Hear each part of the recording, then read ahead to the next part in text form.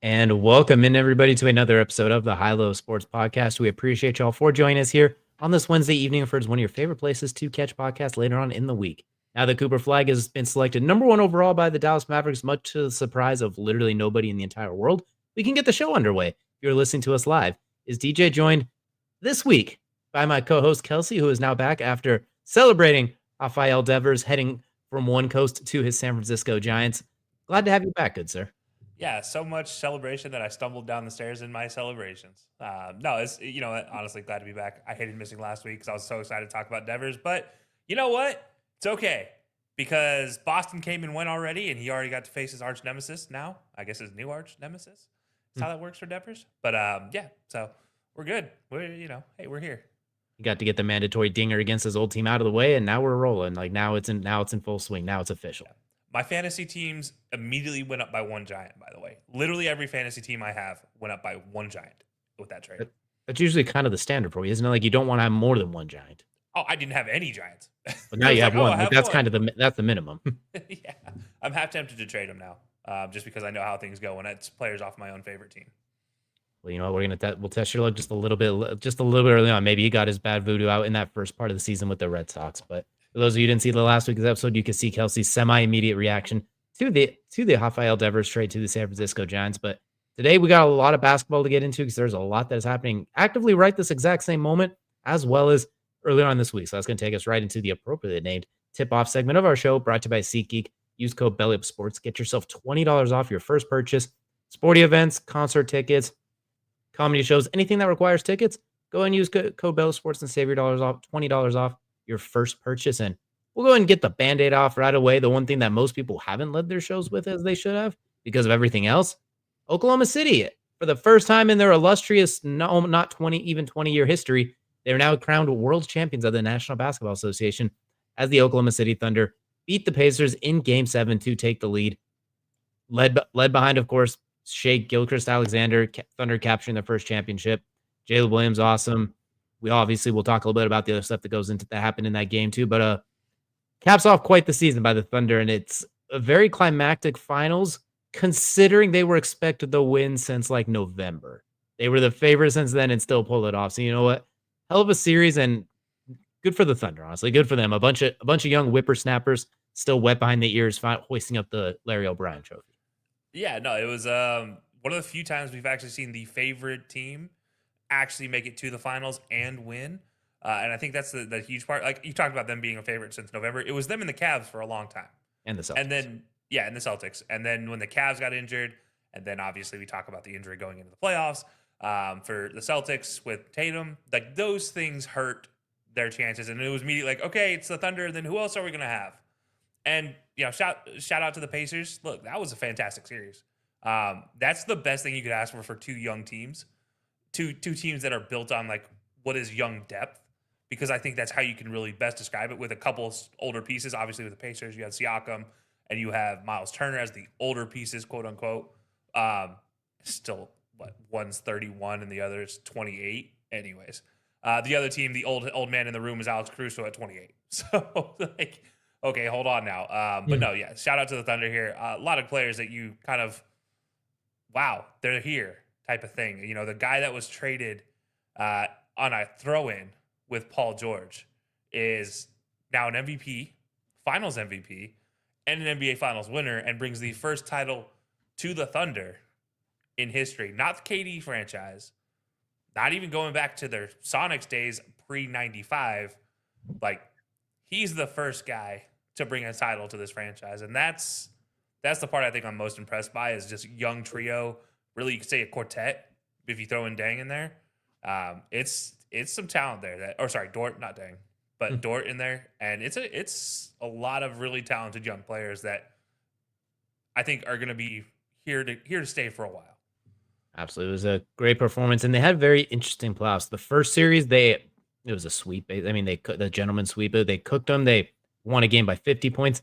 Next series against the Nuggets, right down to the wire, Game 7. Conference Finals against the Timberwolves, gentleman sweep. NBA Finals, right down to Game 7, right down to the thick of it. It's kind of funny how they had a lot of rhyming throughout their playoff run as well. This said, though, during this entire playoff run, well, let's just take a little look at some of the raw numbers. the third most wins in an NBA season all time when you factor in the playoffs as well. At 84, tied with the 96-97 Bulls. The teams they're behind, the 96 Bulls, which set the record for 72 wins, and the 16 Warriors, which set the record with 73 regular season wins. And that one was one win short of the NBA championship. So honestly, they are in incredible company right now, which kind of raises the question. Are we about to see a rolling thunder throughout the NBA? Are they about to take over as a dynasty? Or is this about to be the Thunder era? Are we about to get thunderstruck for the next 5 years at this point? Because you mentioned they're all young, they're Yeah. children, rookie contracts, more picks than they can actually do. Where the draft is going on right now, there's a good chance by the time most of you listen to this, they've traded like 5 of those picks just to trade because they have to. They can't sign all of those picks they have, or they send all of them to Milwaukee and like, we'll just take Giannis just because we can. Yeah, I mean, well, first of all, like I just need to look at this list again for everybody that's not paying attention to this list that's on screen. Please do, because first of all, the Thunder have the most points per game of any team on this list at 119.2, and second, there are 4 teams and then the Thunder on this list. You have the Lakers, you have the Celtics, you have the Bulls, and you have the Warriors. Those are it minus the Heat once.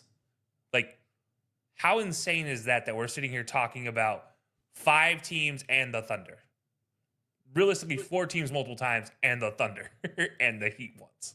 A Heat That's led gonna by be wild. LeBron and Dwayne Wade comparatively.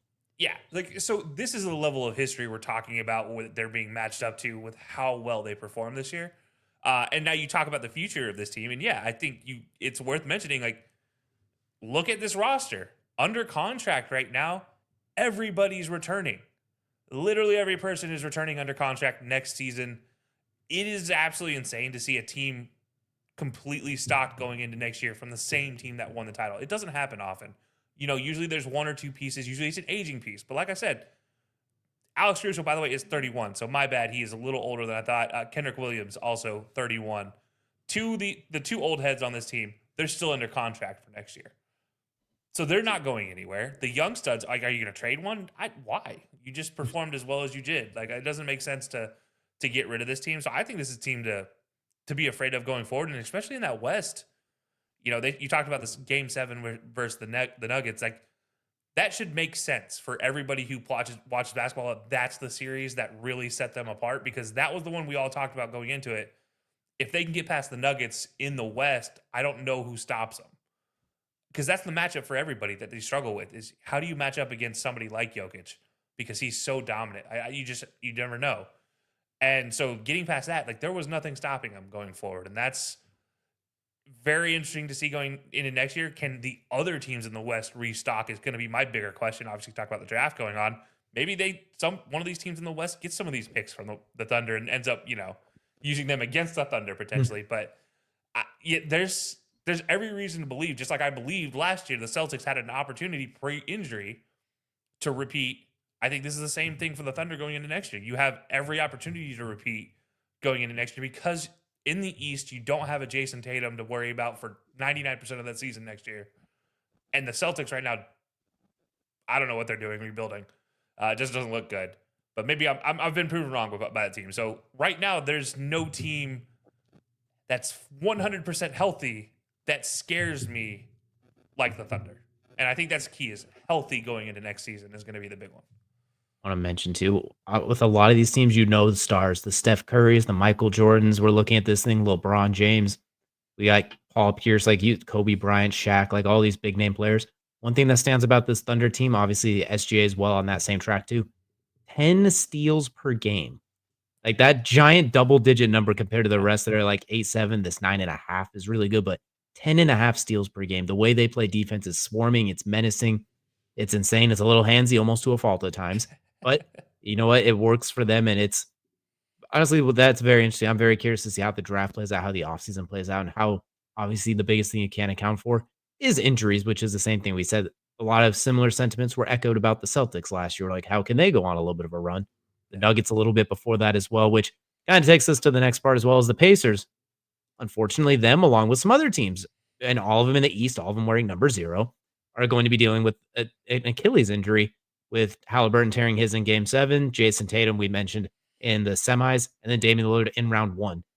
Damian Lillard against the Pacers nonetheless, and Tatum against the Knicks. A very, very rough set for these, considering these are all all-star players too. All of them Yeah. would probably be, if not East starting all-stars, they'd all at least be on the all-star team. So that's going to shake up the East quite a bit as well. So we'll take a quick gander here too. At Tyrese Halliburton's post, basically saying what I think anyone who's played sports would kind of agree with. Like, I hate the outcome, but I'm going to come back stronger. And you know damn well I would do it again. When you have the championship within 48 minutes, you would definitely suit up and do it one more time. So obviously, we hope they all get back healthy, ready to go. Hopefully, they all make the playoffs and they're all somehow healthy to go for the playoffs. It's probably unlikely, but hey, one can dream, right? But devastating to see this. I'm not going to say you put an asterisk next to the championship because of it, because it went to Game 7 for a reason. But damn, this does suck seeing not only Hallie go out in Game 7, but we're missing 3. We have 3 All-Stars in the East that are out, all wearing number 0. So that East All-Star team, especially if for some reason Giannis does get traded to the West, that East All-Star team is not going to look very good next year. Good thing they're doing international versus American next year. They can avoid this issue a little bit easier. Well, we lost 3 American superstars here to join that American squad next year, so that's going to be suck. That's going to be terrible because it's not like SGA is going to play for the American side. He's Canadian, for those that don't know. But yeah, LeBron, Steph, Kevin, you dust off the shoes. You're suiting back up as All-Star starters again. Yeah, these injuries always suck, right? And you hate seeing this is very similar to the KD injury a few years ago, where he came in on a messed up calf strain, and then also tore his Achilles trying to drive to the basket. Very similar as far as the movement went. I don't know what's happening. I don't know if it's. I still think it goes down to the athleticism of these guys. They're far exceeding what is currently used to train and stretch muscles. So maybe there's some kind of conversation that needs to be had with training staffs to come up with new, unique ways to stretch these things out. But it's happening far too often. We're seeing superstars, real legitimate stars or superstars in the league, being missed for an entire season plus because of an Achilles injury. It started with Kobe going back to his last really hurrah there. Everybody remembers him hitting the free throws after the Achilles. But don't forget, he was dominant up until the Achilles tear. And then that Achilles tear can't happen, and he came back, and it was like the shadow of the same guy at times. He still showed flashes. He had to change his game, but it was never the same Kobe anymore.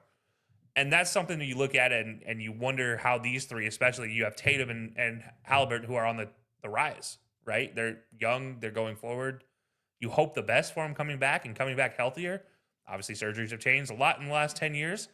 But then for Dame, who's an aging vet, who is potentially going into his last contract, just given age-wise and how that goes, how does he come back from this? It's very unique to see, and how impactful can he be on a roster, whether it's the same roster or a different roster, I don't know.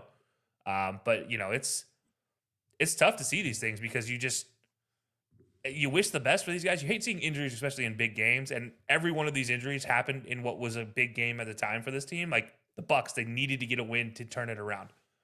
The Celtics, they needed the win to turn it around.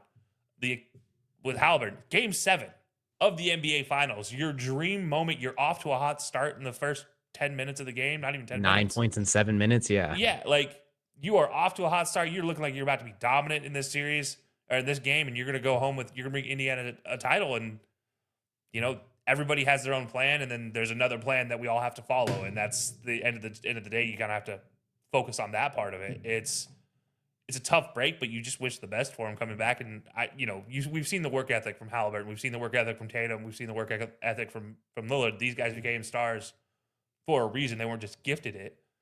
So you got to imagine that same work ethic's going to come into play with recovery. So you just wish the best coming back, but it's tough to see, especially in these big moments, man.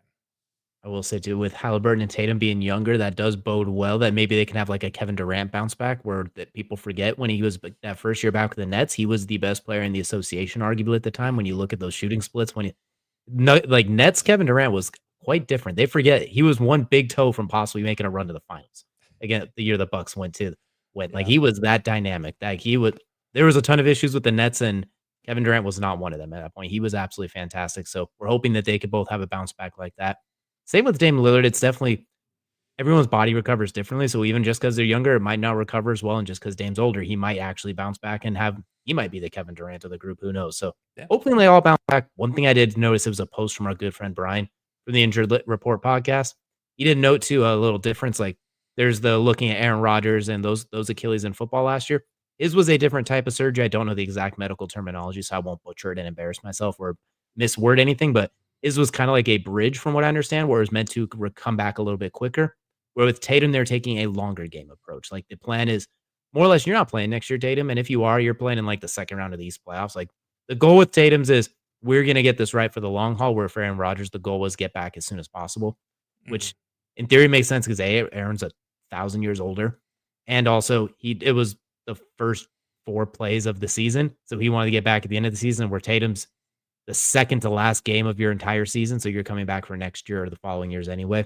So, depending on what kind of surgeries they get, I'm kinda hoping they all are able to come back ideally at the tail end of next year, but you know what? We're gonna have to wait and see, but as you mentioned, we're wishing all the best and want them all back, and really, really hopeful that we can all see them back, but you did Yeah. mention Tyrese Halliburton, that incredibly hot start to game 7, 9 points in 7 minutes, was shaped up to be an absolute doozy of a very, very underratedly good finals. I know if you'd spend too much time online, you would see a lot of people complaining, "No one likes small market teams, the Oh, NBA get out of finals, here. nobody wants all the nerd stuff." And it turns out to be one of the best NBA finals in recent memory, which got us both thinking, let's go back in time a little bit. We're not gonna go too far. Like, we may be old, but we're not gonna date ourselves that bad. So we're just gonna stick to this century. Let's look at the top 5. We're gonna give ourselves our top 5 finals of this century. So from 2000 to 2025, we're gonna give our top 5. We're gonna go from 5 to 1. Kelsey, I'm gonna let you go ahead and first. So give us your number 5. So number 5 is one probably before half of our viewers were alive, or even could pay attention to basketball, or at least focus on basketball. Um, for me, it is the 2005 Pistons Spurs. I think that series alone kind of really got me involved in basketball, like solidified me in basketball as far as watching it from a fan perspective. Tim Duncan, you had Chauncey Billups, you had this dominant Detroit basketball again, but you had this Spurs run Popovich team that you're just like, this is just post David Robinson situation. So you're not seeing the Admiral down there. You're seeing Tim Duncan, you're seeing Bruce Bowen, you're seeing these guys that half the people that are probably listening are like, who? Trust me, if you knew, you know. And honestly, it was to me one of those ones that just enthralled and got me involved. 7-game series, Spurs win 4-3. It's hard to look at that and not think like, oh yeah. And then by the way, Tim Duncan just posted double double in the finals, gets the Finals MVP. So for me, that was one of my favorite finals I've ever watched, and that's why it's my number 5. That's a good one too, and that was a very underrated finals matchup too, because the Pistons were coming off of that championship the year before. So it was like, wow, they're back here. And this was in the middle of a 5 straight Eastern Conference Finals run that the Pistons were on too. And the fact that they were known as a team without, quote unquote, without a superstar. They were better Yeah. than the sum of their parts, going against top 7 player all time in Tim Duncan and a top 30 player all time in David Robinson and a top 4 or 5 coach in Greg Popovich. Like, Yeah. that's the fact that that was a series is just absolutely incredible how that worked Let's out too. let's not forget that is the rise of the Euro step and Manu. Also, one of these games had one team score over 100 in win. That's it. Only one Mhm. had one team score over 100. That's how different basketball is today than it was before. At the end of those 2, you had the 2 best defenses in the league, arguably going head to head on top of it. It was absolutely awesome series. I'm gonna also go back in time. This is gonna be the oldest one on my list as well. I'm going to 2010. We're gonna look at the Lakers taking on the Celtics, a classic matchup that withstands the test of time. The second time they matched up, Kobe versus Paul Pierce, Andrew Bynum, Kevin Garnett, Ray Allen, Ron Meta, Peace, World Artest, everything in between. Derek Fisher, Rajon Rondo. Incredible back and forth series down to game 7. Very low scoring game 7, too. Like, a lot of defense back and forth. We all know everyone likes to say, well, Kobe only shot 9 of 24. He was awful. He shouldn't have even been MVP. They should have given it to Pau Gasol. Meanwhile, they forget about the fact that he had 30 and 38 in the 2 games previously to get to this point. But he chips in 15 rebounds, and the entire NBA Finals comes down to a Ron Meta World Peace Artest 3-point shot with under a minute to go, give or take, to take the finals home for the Lakers. Just I'm gonna use a word that's well be outside of my generation, but the aura of both of those teams colliding. Like, it's a blast from the past, and you have they were the biggest franchises at the time too. They had been in the last 3 finals. The Celtics beat the Lakers 2 years ago. The Lakers had just beat the Magic the year before. It was an incredible matchup. It was I loved it, honestly. There's just so much behind that one with history, present day, the future, everything that went into it. And it was right before we saw the LeBron era fully kick off too. Like it was almost like the last one of that era, if that makes sense. So I love that finals. Yeah, no, that was a good finals. Yeah, I respect that as your number five. I like that one So much for so. sure. Yeah, but it's not. I'm not going to put it that low on my list. I'll say that much. It's also not number four. So yeah, but no, my number four. You talk about the last one of that era before LeBron really took over. I think my number four is the absolute last before LeBron took over. Oh, sorry, got something in my throat here. I'm talking about the 2011 Ooh, Mavericks okay. Heat So when he series. took If under anybody gets the cough there, you'll understand why. This is a 2-1. the flu series. I'm sick. Don't do that while you're walking down the tunnel when you have an all-time great shooter on the other side. Not against That's Dirk what we Nowitzki. learned. That's what my generation learned watching basketball. Don't do that. Well, LeBron and Dwayne learned real quick and in a hurry that you don't do that. Absolutely dominant performance from Nowitzki despite being sick. 34 points in game 3 was insane. Dwayne Wade by himself was dominant. Nowitzki in game 5 with 29. And then Jason the Jet Terry, everybody forgets about him. Jason the Jet Terry seals it in game 6 with 27 points. And oh, by the way, Nowitzki, number 1 in rebounds that game. So it was a 4-2 series for the Mavericks. Wasn't a 7-game series, but it was still one of the most entertaining because of the flu moment of like, oh, I'm sick, and then immediately lose the rest of the series. Like, guys, what were we doing here?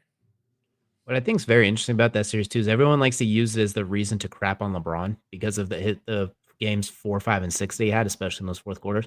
They overlooked the actual greatness of it, which was you mentioned Dwayne Wade was putting on another vintage finals performance throughout this. I think he averaged was like 28 or something like Yeah. that. You forget Jason Terry coming off the bench. He was one of the highest scoring bench players in the playoffs, I think in history at the time too.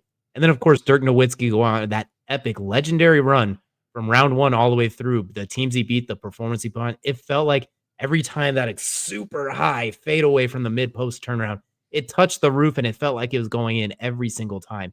And the clutch moments in that too. He had multiple ones in the fourth quarter when it's close.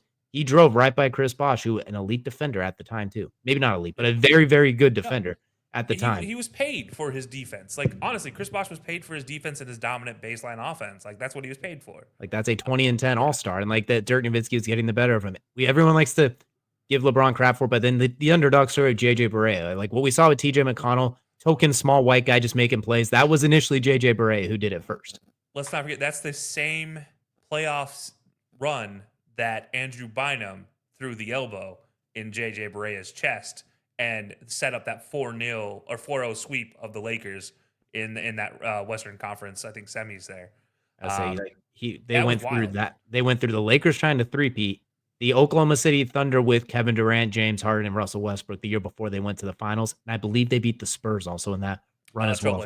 Trailblazers, excuse me. So like talk about a run. And then the Heatles in the finals, like talk about an incredible run. And we know we're not gonna focus on the LeBron thing, 'cause that's not really the focus here, but it's not like the entire Heat team collapsed because Bosh was fine as that third option.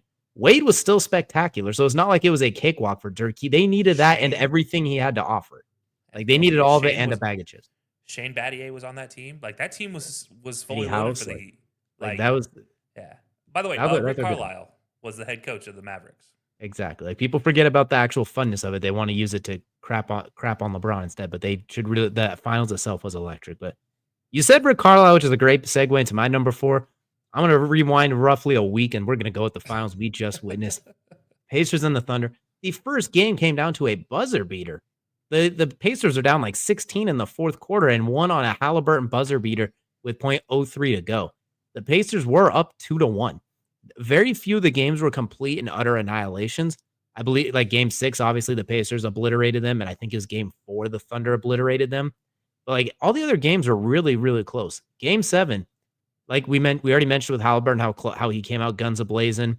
That game was very nip and tuck until the third quarter when the Pacers turned it over. I think it was 8 times in that quarter alone. And that's when the Thunder did what they do best and absolutely blitzkrieged their way through it. But this was a very, very good and entertaining finals. There was a lot of There was Shea doing his thing. There was also Tyrese, kind of the up and down moments that you get used to with Tyrese because he's such a facilitating guard. Sometimes he almost blends in a little too much. But then when he bursts, it's like, oh my goodness. Pascal Siakam was well on his way to a finals MVP potentially. Another outperforming what you normally would expect from him. TJ McConnell, some people you could have made a case going to that game 7. He was on the board for it too. Benedict Mathurin with 27 off the bench doing his Jason the Jet Terry impersonation. I think that was the most points from a 6-man since Jason Terry. Like it was Jalen Williams with his coming out party. Like there was so much incredible back and forth, so much.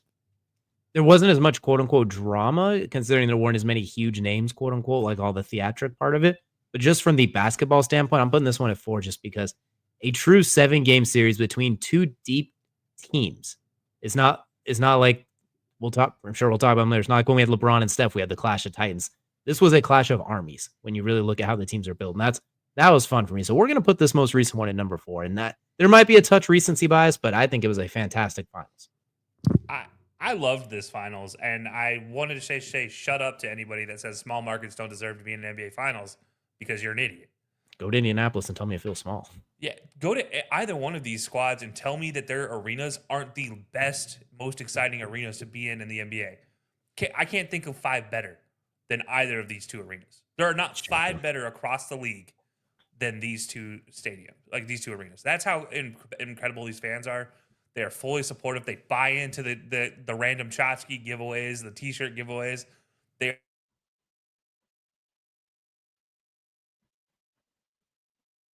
the way down to the final whistle. There was Stewart here in Utah. Now I'm just gonna leave it at that. Or Denver. Looking at you, Nuggets fans. You guys are idiots too. Well, hold on. Let's take it easy with it. Let's take it easy with the hostilities, though, because I have some hostilities to throw around really quickly. As great as Oklahoma City fans are, still not as good if that was the Seattle fans. If that's the Seattle fans, then it would be undisputed. So I'm sorry, Oklahoma City. Consider yourself lucky. Current NBA teams. I know I'm just throwing some shade because that should be the Seattle Supersonics championship, but I digress. Look, I'm a Kings fan, and I bought Sonics gear when the Kings were about to become the Sonics. So I'd say you might be doing that again. Or I bought Sonics gear when they So you might be doing that. You know what? Send the Thunder back to Seattle, and then the Kings can go to Oklahoma City. Let's not do that. Let's just give Seattle. You want the Kings to go to Supersonics so they can. Let's just give Seattle their own team.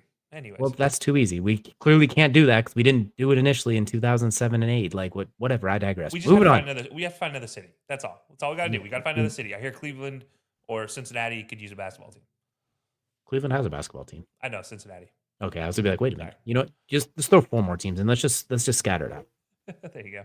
But no, I love this finals, and I just it was too soon for me to put it in here because there's a lot of that I still love. That's fair. Let's go into your nostalgia glasses. Who do you have at number 3?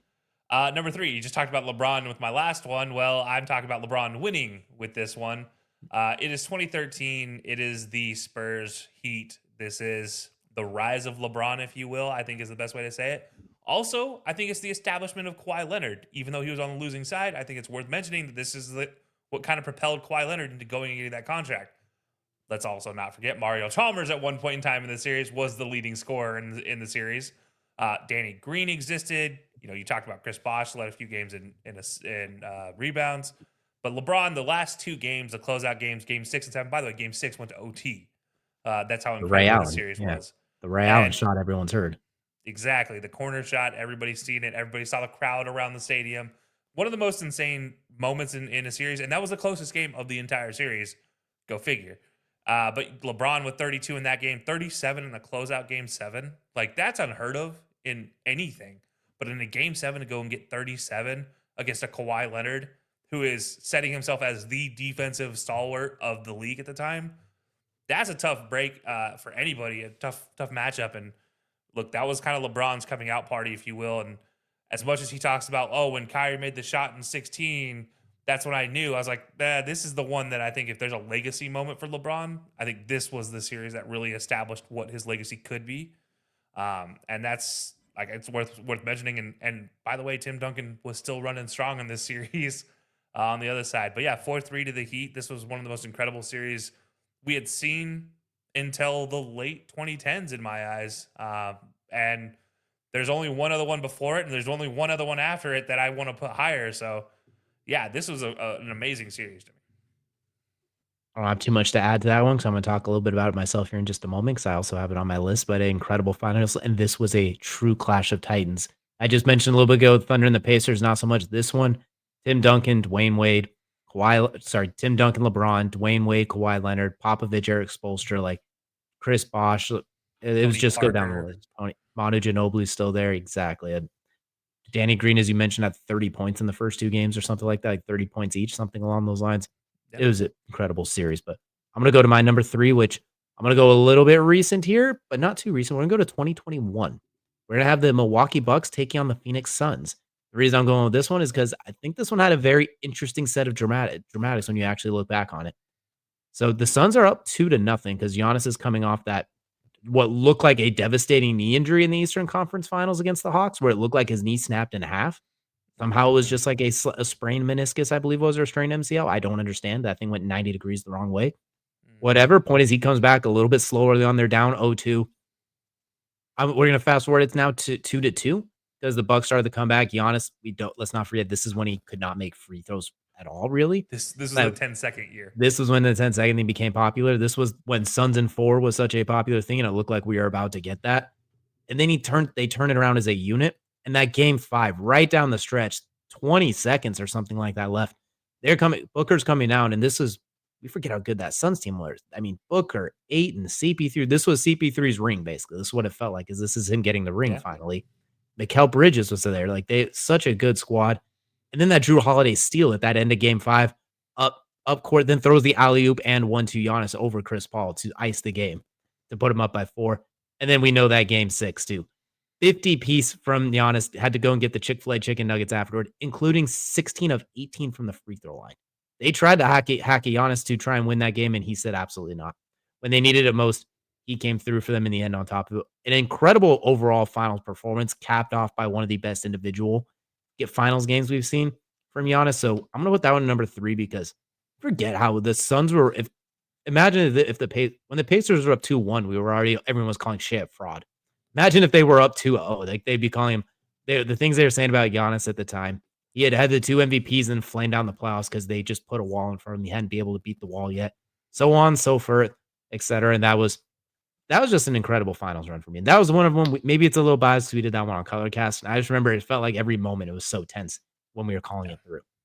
Yeah, that was an exciting series. And I do have very warm feelings for that one. I think if that was pure nostalgia based or pure lore based, because also the 50 piece after you get the 50 piece, that was still one of the greatest post celebration moments. And especially for Giannis, who went on a world tour of things he had never had before, like Kool-Aid, shortly after that, which I still think was one of the funniest summers I've ever seen, as far as like a sports or an athlete providing content to the world. But yeah, I love the color cast moments that we had on there. That was a lot of fun. That was incredible moments for us as a show also. So a lot of nostalgia on that one. But yeah, no, I love the series. It wasn't on my list. I'll be honest. I didn't even think about it when I was making my list. So now I kind of It kind of gets lost because you have Jokic afterwards. You had the LeBron before that. It's unfortunately just kind of stuck because it's like right in the middle of that. What we see now with just so much parity. Yeah, now I'm regretting my list right now. Maybe I should. No, I'm just not. I'm just kidding. But no, I love that as a number 3. My number 2 is the historical rivalry that is etched in the eternity of basketball of the NBA. Celtics Lakers 2010. You had it at number. What did you have? 5, 4, 5. Ugh, that hurts me because this was Kobe Bean Bryant's piece de resistance. He beat the Boston Tea Party. He beat the dominance that was up and coming Rondo. Kendrick Perkins was actually good, not just a talking head that was sucked. But he was actually good at getting rebounds and playing defense. They did miss him in that game 7. That's right. They did miss him in game 7. But Pau Gasol, man, everybody wants to be like he was a coattail rider nowadays because they don't understand. But Pau Gasol was one of the best passing, offensive-minded big men to play in the history of the game. Should have been a top 75. Should have been a top 75. Should have. Absolutely. And that series, he's out of the 7 games, 4 of the 7 games he led in total rebounds. And then Kobe, by the way, in 6 of the 7 games led in points. Does that surprise anybody knowing the history of the Mamba? Probably not. But these were just insane stat lines. And Ray Allen had one game where he's the leading scorer, scoring 32. At the time, Ray Allen was trailing off in his career.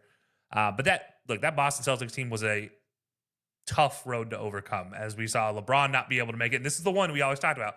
This is going to be LeBron versus Kobe, right?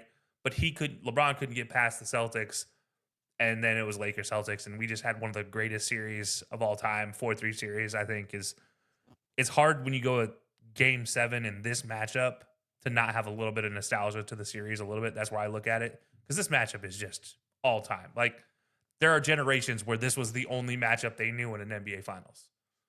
And that's crazy. It's crazy to think about, too. As you mentioned, we had a Game 7 in 2010. We had a Game 7 in 2013 and a Game 7 in 2016 in the finals. Like, we had every 3 years we were getting a Game 7. Then we just had to wait 10 years for one. So, you know what? History needs to repeat itself a little bit. Let's get more. Then COVID hit. And then it offset everything. What a shame. We might have got canceled because I said the word out loud. I'm sorry, guys. Moving on. Now we're going to go to my number 2, and it's one that you mentioned earlier in your list, and I'm just like, tisk, tisk, because it also had a Game 7. We're going to that 2013 Spurs and Heat finals because Game 7 came down to a LeBron masterclass in that fourth quarter, in that Game 7, a mid-range jumper to ice the game and put them up by 4. Probably arguably what has been the plague of LeBron's career up until that point was kind of that not wide open 3. Like, if they couldn't let you drive, like we remember Boris Diaw just kind of sitting. Popovich always tell him to back off at that point and sitting just at the free throw line. Yeah. Basically, yeah, like just pulling it after the Tim Duncan missed bunny as well. That was the game Chris Bosh gave you 0 points too. Obviously, he was very useful defensively. He did a lot of ancillary parts too, but there wasn't a lot to contribute offensively there. Dwayne Wade only had a handful of points. Him and LeBron combined for, I think, 50% of the points. And it was clear it was the LeBron show against that legendary Spurs core. And we already just talked about Game 6. They were dead in the water. The ropes were out. The trophy was on the court. Like, they were ready to go. Like, Adam Silver was all but on the podium. And to get 7 points in like the last 26 seconds or something like that to tie it up. Thanks to some missed free throws. LeBron also making the score, I think it was 18 in that fourth quarter. Right before that, rebound by Bosh out to Ray Allen for 3. Oh, what a shot by Allen. Tie game. We all remember that call. Like, we all remember where we were for that. That we mentioned the Clash of Titans. Those were the quote unquote dynasties at the time, you could say. It was the tail end of the Popovich Spurs. This is their last hurrah. It was the heart of what we thought was going to be the Miami Heat dynasty, which didn't end up being much of a dynasty. It was just kind of a blip, but it was still, during that blip, it was incredible. And that 2013 Heat team, they won, I think that was the year they won 27 games in a row, if I'm not mistaken, or it might have been the next year that they did. That was that was one that a lot of people our age would be like, LeBron that year might have been the best player we've ever seen with our eyes. Because he should have been Defensive Player of the Year. His athleticism was at its peak, arguably. He was 270 pounds playing power forward at the time, too. So he was battling in the post. He was flying up and down. He shot 40%. He was powerful. He was fast. He shot 40% from 3 that year on top of it. And he shot over 80% from the free throw line. There was zero weakness in his game. And capping that off with a mid-range shot like that, that was an incredible final, especially when Danny freaking Green was averaging 30 points through two games that series, and it was well on his way to a Finals MVP. Like, it wasn't, we have to stop Tim. We have to contain Tony Parker. It's, how do we keep Danny Green from getting these wide open damn shots? To the point where they put LeBron James on him at one point because they needed to adjust. That was just, and the coaching matchup, which we know now how good Eric Spoelstra is. We didn't know as much at the time because he was younger, but now you see 2 Hall of Fame coaches battling like that. So that was what I had for number 2. I love that series. That was a Game 7 for the ages as well, which we're just going to rip the Band-Aid off with our number 1 because we have the same number 1. Game 7, I'll let you take it away because we both have the exact same one. Yeah, man. This was, look, we did, 3 years of podcasts with an image behind your head from this game. It's still over there somewhere. I'll say, I know it's nearby, but for 3 years we did this show and that image was behind your head because that's how impactful it is. That was the first thing we put up in our apartment when we first became roommates at one point in time. Like, that was the first thing on the wall. You still haven't said what it is. So you got it right now. You're putting everybody on edge right now. 2016 NBA Finals. It's the block.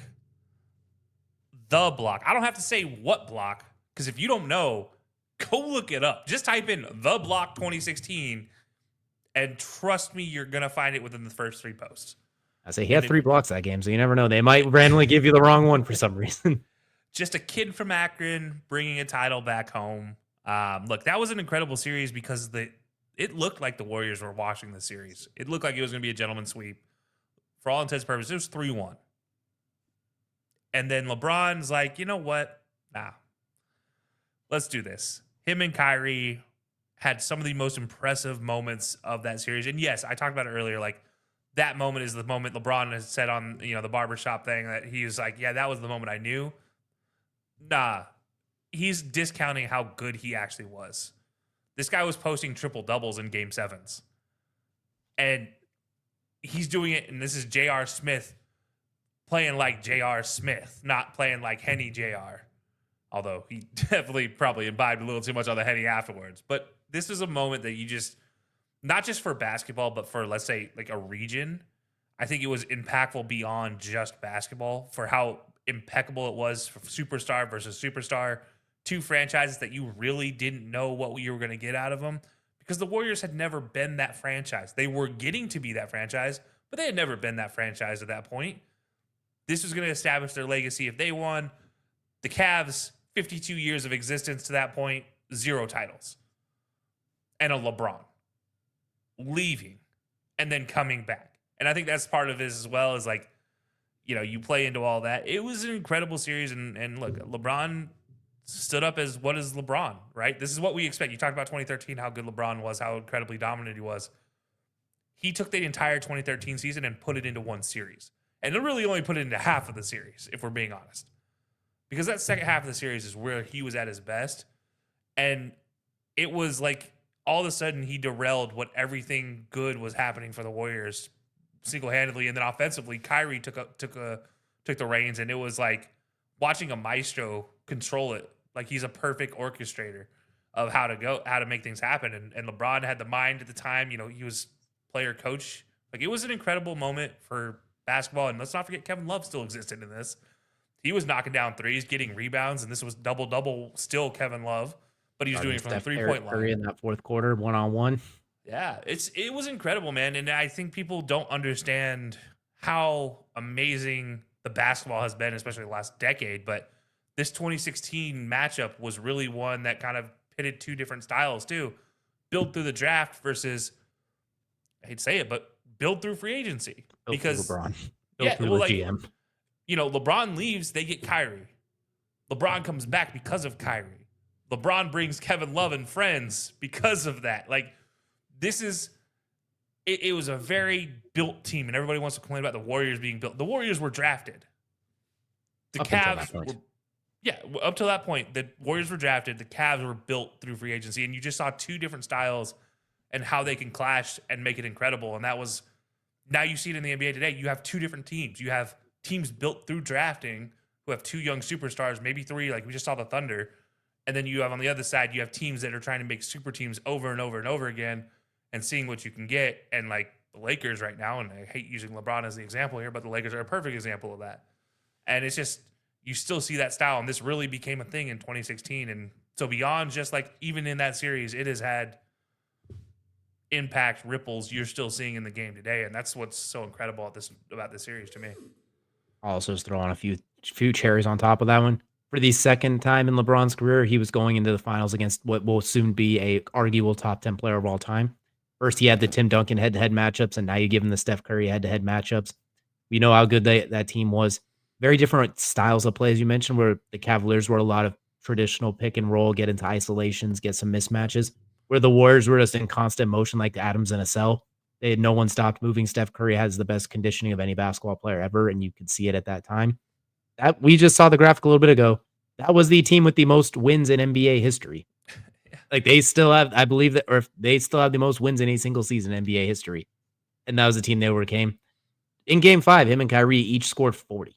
Like, the first pair of teammates to do that. Even right now, they're the highest scoring duo in a finals in NBA history. Even with J-Dub and Shea not too far behind, they still set that standard. Incredible finals, the back and forth nature of it. It had the dramatics and the basketball to go with it.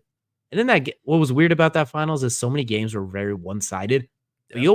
But after they won game 5, you were like, well, wait a minute. Hold on. Let's just wait a minute. And that's when you kind of thought, if this can get to game 7, and sure enough, when it did, a very weird game, very stagnant for so much of the game. Not so much of the game, for like 4 minutes straight in that fourth quarter with such elite players. Then we got the block, the shot. What would have capped it off is when when they had that dish to LeBron driving, he went for the dunk over Draymond but got fouled. If he would have completed that dunk and got the and one over Draymond in that situation, that would have been the greatest poster in a very, very long time. If you'd have been able to complete that one to ice the finals, that would have been incredible. But these were what we have for our top 5 NBA finals of this century. Go ahead and let us know down below what your favorite ones are. Ones we missed or ones you think we might be rating a little bit too highly. We spent a good amount of time on this one, so it's a good time to transition quickly into our main event. And for the main event, we are going to talk about what everyone else has been talking about now. Trades, and more trades among the NBA. And Kevin Durant has landed. Houston, you have a Kevin Durant as he is heading not too far away. He's getting to go back to Texas, which those who might not remember, he did play college basketball at Texas. So he, in a way, gets to head home, if you will, in a very interesting manner. But a very, very, how do I want to describe this trade? Bad trade for the Suns is how I'm going to describe it. They did not get a whole lot for him. Jalen Green, Dylan Brooks, this year's 10th pick and 5 second-round picks. In theory, sounds like a lot, but basketball second-round picks are like 6th-round picks in the NFL. And Houston, you get Kevin Durant because rumor has it, I don't know if it's true or not. I don't need Kevin to yell at me on Twitter. If he wants to follow it, though, I would glad. He's more than welcome to. Rumor is he was basically saying no to a lot of the other trades, saying, I'm not going to re-sign with you, to Minnesota and a few others. So he finally got to Houston and got the deal he wanted. And I think this immediately makes Houston a top-tier team in the West. They already kind of were. They're, I believe, odds-wise, they're second to get to the finals right now behind the Thunder. Yeah, I believe it's second. I think you can make that case considering Houston was the 2 seed last year with absolutely nobody that you can count on to get a bucket. That was a very good, young defensive, scrappy, hard-nosed. If I could put Ime Udoka's team, that is the epitome of it, basically. Hard-nosed defense, everything you want. Problem is they didn't have anyone to get a bucket. Jalen Green, while young, developing, still very inconsistent. Now you have one of the best go-get-a-bucket guys of all time. And don't let the age fool you. Don't let the Suns missing even the play-in fool you. Kevin will still give you 27 on 50, 40, 90 splits real quick and easy. He's still got it. The question, if he stays healthy, with Şengün especially being his ability to distribute the ball out of the post to Kevin Durant, the ability to give Kevin the ball and go ISO, Fred VanVleet to run the point, Amen Thompson, who was elite last year, now is going to, you would expect to grow too. The Thunder are still the favorites as they should be, but Houston deserves to be number 2 right now. I think that is a perfect fit. Dylan Brooks, you can replace easily. Jalen Green, you cranked both of that up to 11 with Kevin Durant. You weren't going to get any at the 10th pick. Were you going to get anything that could give you this kind of instant upgrade? Almost guaranteed not. Second round picks, you're not going to miss those, most likely. Unless that's 5 Jokic's, you'll be okay. So great trade for Houston. I would make the case I could see them winning the West next year. I could really easily see them. When we do our predictions in 9 months, we'll see. Don't hold me to that yet. But I could very easily see them winning the West. It'll be less than 9 months. Don't worry, guys. But yeah, I mean, I don't know about winning the West because you still got to go beat the Thunder. But I think this is still, yeah, I mean, I don't see any reason why they wouldn't be second in the West again. I mean, I don't see why they couldn't. And I also think an underrated part of this is Jabari Smith Jr. Obviously, big fan, Auburn guy. But from the standpoint of fit for the roster, it also doesn't force KD to try to play a power forward role at any point in time because you still have Jabari there. You have Torrey Eason still on this team. But I think Jabari could be that guy like KD where he gets in the gym with KD and learns some of KD's moves. They've already worked together before in offseason. It's like, why couldn't you have Jabari learn from somebody like this? Oh, and by the way, there's still the giant center that is Steven Adams. So KD has a protector for once. So KD doesn't have to go down and play low like he's been forced to on so many of these other teams he's been pushed around to or moved around to. He's no longer the number 4 or 5 on the court. He's the number 3, number 2 at times. And that's good luck if you have to guard this guy as a 2 and you're 6'5" and you see KD walking up at 6'10" with the same moves as a 6'3" guy. Like, I mean, 32 years old and the dude is still, or not 32, sorry, 37 years old and the dude is still more athletic than 19-year-olds I've ever seen play basketball. So not all, but some. But yeah, I think for the Rockets, it's like this is an easy like B+, A- type of thing. I think the only thing is like maybe you didn't give away so many picks. On the flip side, Suns, I'm sorry. Evidently they asked for Darius Garland from the Cavs, and the Cavs looked at them and said, "Nah." It's funny. I think the Suns watched the podcast last week when I recommended that because rumor was the Cavs were looking to trade Garland, which this is a pro Garland account. We all love Garland here. My only concern is with him and Mitchell. They do so many of the same things and they're both a little bit undersized at their guard spots. I'm worried about what that can do for you. So if if you're telling me you could get Garland and Durant and then throw in like whatever you need to make the salaries work from Cleveland, but you get to keep Donovan, ideally Hunter as well, plus Evan Mobley. Like if you have a core of Donovan Mitchell, Kevin Durant, and Evan Mobley, that team's going to the finals next year, barring injury. That East is, they might even go without that, honestly, because that East is, we mentioned, it's the infirmary right now. You just need, it's who can stay healthy. So I still stand by. Cleveland should have at least thought about it, but that's okay. I at least thought about it. Maybe they did think about it and they changed their mind. I don't know. But it also didn't help. KD came out and said, "I don't want to play in Cleveland." now that makes a lot more sense. I don't blame him for that one. Like that's also weird because you're going to the previous place LeBron played, so there's always going to be that weird dynamic there too. But at this point, look, KD, you only have 24 more teams to go. Not even 24. You have 22 more teams to go to. That's all you got left. Like you he's can't completing be the rainbow. You can't be picky and choosy at this point in time.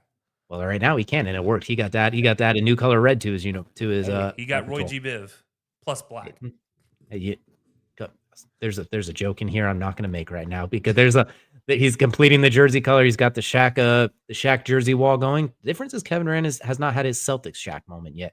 He's still as elite as it gets. He's still arguably a top 20 player at any given moment. He could look like vintage KD too. So I love this trade for Houston.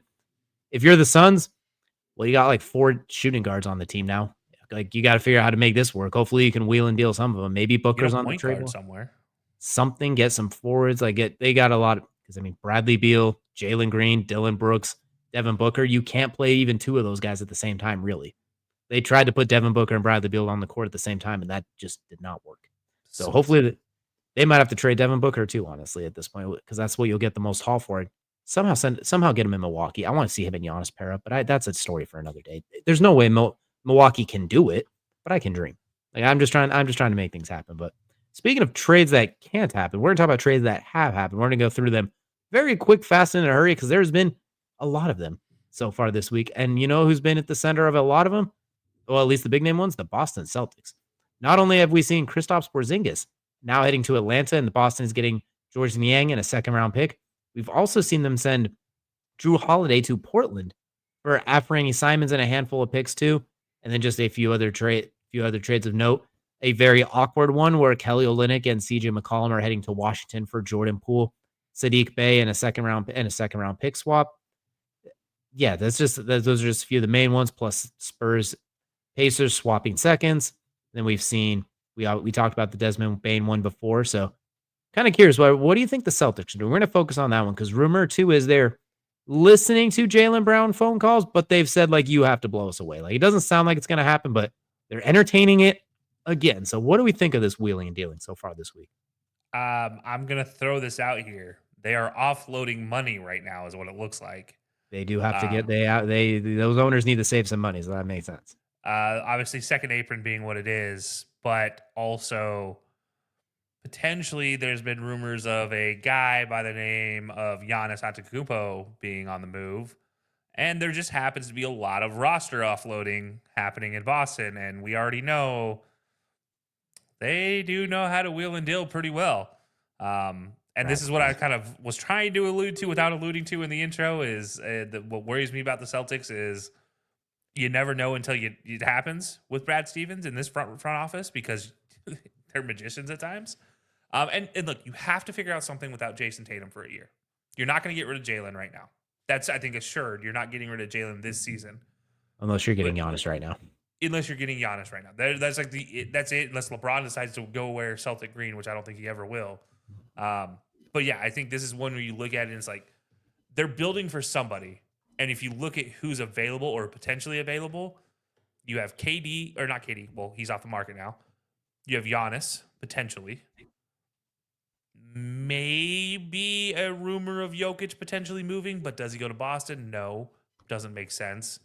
Beyond that, where else are you looking for to bring in? Like, what else could you be bringing in that's big name or worth this much money unless it's somebody like Giannis, where you're then going to hit that second apron and have a whole lot more cutting to do. It's like, this is the only thing I can think is that they're trying to eliminate something to bring in Giannis. I would also note too that the Celtics did recently sell to new owners for $6 billion. And like you mentioned with those aprons, that's a lot of money. Their payroll was, I think, close to 400 million or something like that. So they needed to get that down too. The owners already have a lot of, they're not trying to make those payments. Like they just spent 6 billion to acquire the team. They're going to be like, all right, let's let's save a little bit of money here and there where we can. And Kristaps was very, very, I'm not going to say, but X's had a lot of X/Twitter's had a lot of theories as to what happened during that, especially in that playoff run. But he was virtually unplayable, and if he was playable, it was for very short spurts. You mentioned Tatum's out next year. Like, where's their ceiling next year? Maybe at their best a second round berth if they get lucky and get a very favorable matchup. Derek White's awesome. I kind of hope they could keep him. I think that's a guy you could build around for a while. Yeah, he is under contract for another season. So Exactly. And rumors is people are reaching out to them about Derek White and Jaylen Brown, but I think in a perfect world, they probably want to keep those two for when Tatum does come back. And then maybe you just have some other pieces around it. Otherwise, it's going to be the Will Smith meme looking around in the empty room when Jason Tatum comes back, like, where are all my friends at? What's going on here? This is a completely different starting five that I'm used to. But I do think, like you mentioned, the money is the huge thing. Maybe they're trying to shake things up a little bit because they know next year their finals chances aren't gone, but boy, are they low. So I think they might be just willing to concede that and build for the long term. We'll have to wait and see for sure. But it is very, very interesting. Brad Stevens always has a plan. They did have a remix of a song called Brad's Plan back in the day. So what, they could be onto something, but I never rule anything out. by the way, their contracts are really stupid. If you didn't already look at those, Tatum is worth 35% of their cap. Mhm. Jalen is 34.3% of their cap. Drew Holiday was 21%. Kristaps was 19.8. Derek White is 18.7 or 0.1. Next closest is Sam Hauser at 6.5 because Al Horford's is a hold unless he decides to retire. So if he retires, then that money's free. But like if what they moved is $62 million in cap space to bring in 35 total. So like you're cutting 30 million, which would get them off the second apron and get them closer to the first apron, first initial threshold. So yeah, and then if Al Horford actually retires, then they're underneath the first apron, and guess who's coming in? I imagine. Or hear me out on this one. They made all those cuts just to get below, try and save some money. They're accepting the tank this year. Then maybe next year when Tatum comes back, maybe you have a high draft pick and maybe you bring in somebody next year as well. Like maybe they're just conceding this next year in the slyest way possible. Like we won't see Jaylen Brown moved yet, but maybe like the trade deadline next year. They finally I don't want them to trade Jaylen Brown. They've been teasing it for 6 years straight. Let the man sleep a little bit. Let him go to bed without being in a trade rumor for just one time. But they are in a very weird spot. Blake Griffin's still making $2.2 million for the Celtics. What's crazy is if I'm not mistaken, I think the Wizards are still paying Ty Lawson too. I think somehow he's still on their books. Ty Lawson has not played since before many of these finals we just talked about in our last segment. Like that, NBA contracts could get very, very weird sometimes, which what? I wish I was taller and a baller so I could be making some of that money. But I wish I played baseball because I could be Bobby Bonilla. I wish I was playing baseball. I would be. It doesn't matter as long as I was playing. I don't even have to think of a comparison. I just need to be on the roster. Bobby Bonilla Day. Always going to be a holiday in my book. And yeah, by the way, Ty Lawson making 2.29 a year. Yeah, that man has not played in almost I think close to a decade now, which is absolutely incredible. Good for him, but this is going to do it. Shabazz Napier also making money. That's a name. Those who know, they know. Like they remember that. They remember Shabazz Napier following Kemba Walker's footsteps at UConn like that. But that's going to do it here for the main event, which is going to quickly take us into Kelsey's favorite part of every show. And that is, of course, crunch time. And for crunch time, we're going to talk a little bit of Madden again. Like I did a little bit last week. Now we're going to start talking. So now we're going to start complaining a little bit. Rumor is these are going to be the top 20 players by rating going into the next Madden, as we'll take a quick gander. Starting at the top, we got, if I'm counting correctly, 799 overalls, including Lamar, Josh, Saquon, Jay Jettas, Jamar, Myles Garrett, and Lane Johnson. We got what looks like 398s, 597s, and then 596s. So, Kelsey, I'm going to let you go first before I go on my rant. What do you look at this list? What's sticking out? Where's our big problem? Where's our concerns? Or maybe something you want to give credit to? We don't have to trash them the whole time. I just want to know what happened to legitimate rankings and not just, well, this guy's really good, so we're giving him a 99 overall. I feel like this is the most 99s we've seen to kick off a Madden in a long time, if ever. It used to be like 4 or 5. It used to be 0. There used to be the best player in the team in the game was 94, 95. Like that was where it used to be, and they could build up during the season. but they would never give him a 99 flat out because even Tom Brady, Peyton Manning, those were like 96s, 97s to start the game, and then they could work their way up to 99. It feels like for a game, this leaves little ability for any of these players on these teams to not be overpowered. And, you know, we talk about playing Madden ourselves. Like, I'm playing a fantasy draft. Guess who I'm going to draft number one? It's going to be Lamar because you know he's broken, or Saquon because he's broken, or Josh Allen because he's broken, or Jamar, or Justin, or Miles, or even Lane Johnson. Well, I probably won't take Lane Johnson. Hold on now. Let's not get hasty there.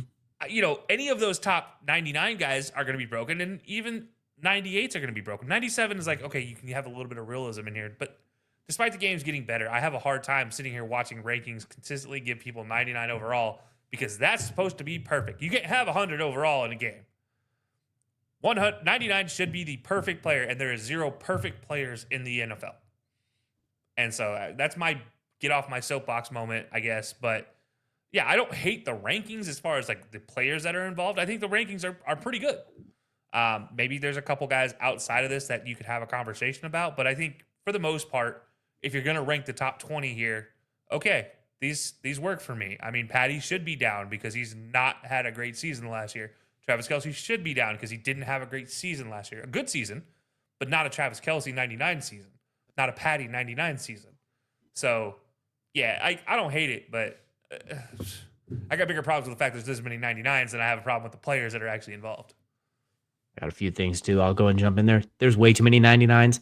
There's probably too many 98s, honestly, as well, too. Those are supposed to be the cream de la crop. If you wanted to have 7 96s to balance it out, that would be fine with that, too. Just there's a lot of 97s, too. Like, I feel like there should be like 4 or 5 99s. That should be like your offensive player of the year, defense player of the year, MVP. Like Josh, Saquon, Myles Garrett, Jamar Chase, like guys who were extraordinary last year. Makes sense. Lamar was awesome. Maybe 98 for him just because you want him to be the 99 outlier. Okay, fine. But I think Justin Jefferson, we all know how awesome he is. 98's not. Lane Johnson, we know how awesome he is. They should be like 98s. Like I feel like everything just needs to be, a lot of this just needs to be kicked down one spot for everybody. Like Dexter Lawrence is awesome. The Giants won like 4 games. Like he should probably be like a 95. Jordan Mailata and Lane Johnson are the best tackle duo in the game. Are they really 99 and 96 overall? Or are they both like 97, 95, somewhere in there? Digress, won't dive too deep into that since you touched on a lot of it. My issue, by the way, 3 49ers in a row, 98, 97, 97, and they were 4th in their division, but whatever. You mentioned Patrick should be on here. Okay, he had a bad Super Bowl. Okay. Last year, was it his best? No. You know where he was for most stats, though? Top 7, top 8. Like it was a bad season by him. Would gladly be a good season by a lot of other people. I'm not saying he should be 99.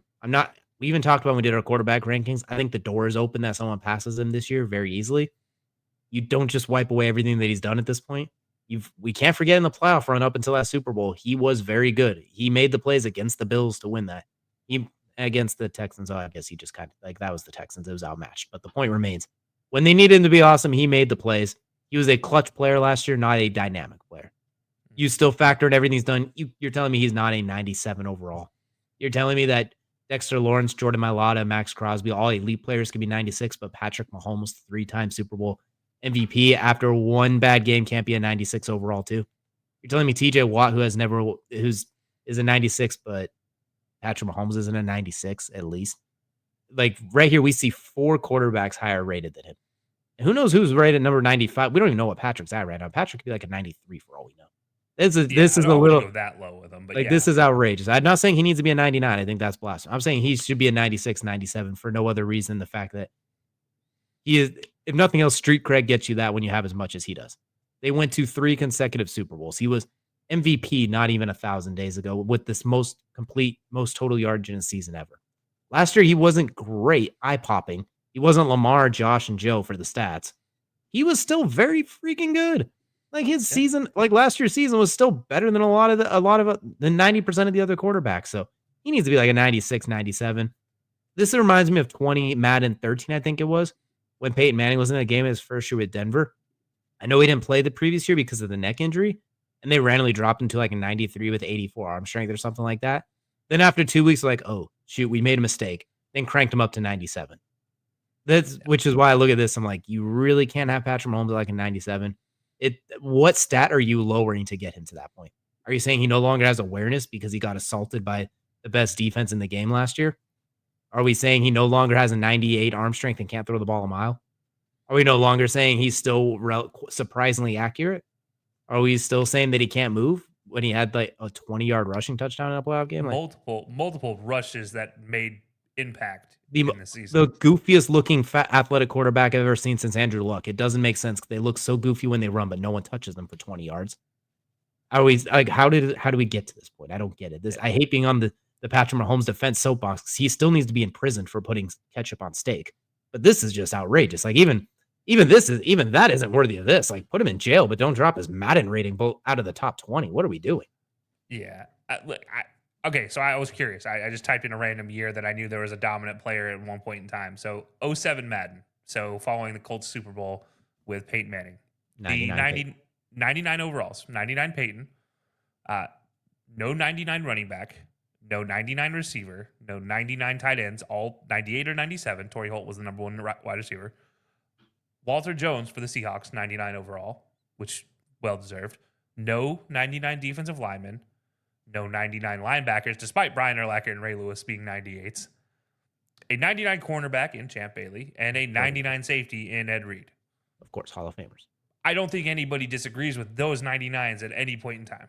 I have one very big problem with that one is they didn't have LT as a 99. That was the year he won MVP, so he should have been 99. So they went the opposite way with that. But your point is made in that case. They put Sean Alexander as a 98 and LT as a 97, and that was the time you couldn't update the game afterwards, so you couldn't fix those. But yeah, I agree with your point. Like there's maybe one or two that you can argue, but this was a limited. Like, the 99 club mattered. You used to get gold cleats, you used to get gold gloves. 2 years ago, the big old chains, really yeah. Like. Now it's like, oh, hey, we're going to send you this plaque and you're going to put it up if you want to. But most players are like, whatever, I don't care anymore. Because the 99s, they just, half the time, they don't even play the game anymore. But look, I think it's a joke having this many 99s. I agree with everything you said about Patty. I get it. I'm more concerned about the 99s and 98s right now. I don't mind having a lot of 98s, 97s if you limit 99s, but don't have a lot of 98s with a lot of 97s and a lot of 96s if you have a lot of 99s. You can't have everything. You have to have some difference between the greats and everybody else. Like there's a difference between a superstar and a star, and it needs to be designated by a ranking. I say let's take 2 99s off. We're not going to name names because I'm not going to throw any shade. Let's take 190. They can be 98s. Take one of the 98s, make them a 97. 290 of the Sivens go to 96s. 2 96s go to 95s. And after that, it's fine. Just slight bumps down across the way and then plug Patrick in there somewhere. Somewhere in there. I don't care where. Just get that figured out. Like, this is the top 20. So there's a possibility Patty's at 96, right below Max Crosby. And because it's semi-alphabetical, it looks like he's I don't accept that either. I don't accept that either. There's in no way, shape, or form. It's not being convinced. They can't keep getting away with it. They are making me defend Patrick Mahomes, and I'm angry about it. By the way, I do just have one complaint that has zero to do with actual like rankings or per people on here. If you notice TJ Watt's background picture, that might be the funniest oopsies I've ever seen in my life. It's Myles Garrett. No, that's why it's that. I wasn't not going to say it. I'm just going to. Well, we were trying to avoid that part of it. We were trying to just kind of gloss over that part. Nope, so Steelers fans, you take it up with EA Sports. Yeah, hey, you better be calling Ocho real quick and getting his Madden ranking to fix this. Well, I think that's as good a way as any to end this show. Let us know down below what you think of the Madden rankings. Did they get them right? Did they get them wrong? Do you just find that TJ Watt instead of Myles Garrett behind TJ Watt's thing absolutely hilarious or what? But go ahead and let us know down in the comments below. We appreciate y'all so much for hanging out this week. We will see you all again next time.